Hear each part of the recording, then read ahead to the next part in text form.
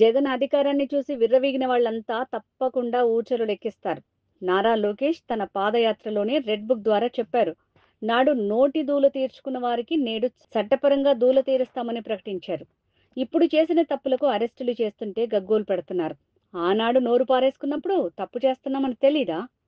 కళ్ళు మూసుకుపోయి అధికార మదంతో మదమెక్కి వాగారు. కొడాలి నాని, వంశీ, అంబటి రాంబాబు, అనిల్ యాదవ్, వెల్లంపల్లి శ్రీనివాసరావు, రోజా వంటి వారితో ట్రైనింగ్ ఇచ్చి జగనే మాట్లాడించారు.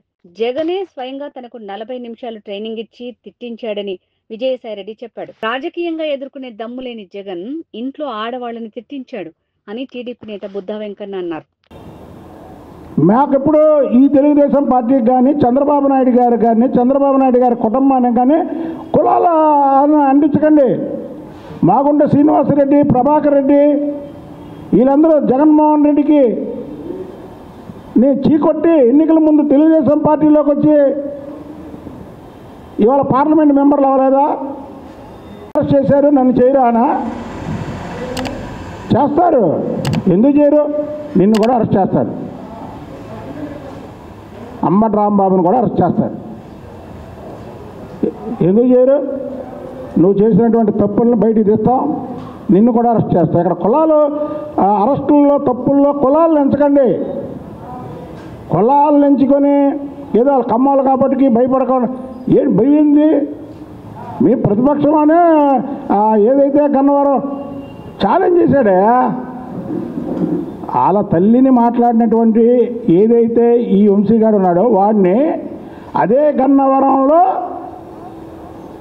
రెడ్ బుక్లో నీ పేరుందని చెప్పాడు. అది దమ్ము. మీకు దమ్ముంటే ఆ రోజు లోకేష్ బాబునా అరెస్ట్ చేయొచ్చుగా. అతను ఏ తప్పు చేయలేదు, ఏం చేయలేదు కాబట్టి అరెస్ట్ చేయలేదు. నా తల్లిని అన్న వాళ్ళ కడ్రాయిల మీద నుంచే పెడతా అన్నాడు. ఇవన్నీ మా ప్రభుత్వంలో లేదే. మా ప్రభుత్వం వచ్చాక అసలు మాటే మాట్లాడాల. కాబట్టి ఇవాళ జగన్మోహన్ రెడ్డికి 11 సీట్లు 3 ఎంపీలు ఎందుకు ఇచ్చారా బాబు అని ప్రజలు బాధపడే రోజులు నిన్న నుంచి మొదలైంది. మేము చెప్తున్నాం, ఇవాళ ఒక్క రాజ్యసభ సీటుకి క్యాండిడేట్ని పెట్టుకునే పరిస్థితుల్లో లేవు. ఒక్క ఎమ్మెల్సీకి క్యాండిడేట్ని పెట్టుకునే పరిస్థితుల్లో లేవు. తెలుగుదేశం పార్టీ నీలాగా ఈ వంశీ వీళ్ళని చేర్చుకున్నట్టుగానే డోర్లు ఎత్తితే నువ్వు తప్ప నీ పార్టీలో మిగిలేవారు కూడా లేరు. నీ పార్టీ పరిస్థితి అది. ఇవాళ నీ పార్టీ మునిగిపోతున్న నావ కాదు, మునిగిపోయినటువంటి నావ. మునిగిపోయినటువంటి నావ. ఇవాళ దళితుల మీద దాడులు అంటాడు. దళితుల్ని బీసీలని వెనకేసుకొచ్చేది తెలుగుదేశం పార్టీ.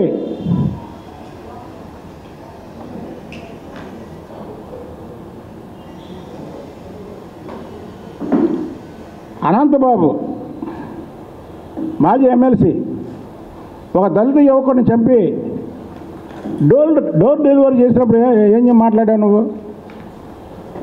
డాక్టర్ సుధాకర్ దళితుడు, అతన్ని చంపేసే వరకు చేసింది నువ్వు కాదా? ఆ రోజు మాట్లాడలేదే దళితుల గురించి, ఈరోజు మాట్లాడుతున్నావు దళితుల గురించి.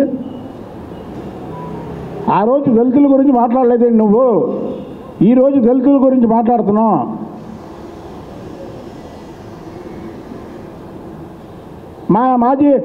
మా ఎమ్మెల్సీలు కానీ మా ఎమ్మెల్యేలు కానీ ఒక దళితుడిని ప్రాణం తీయమనండి.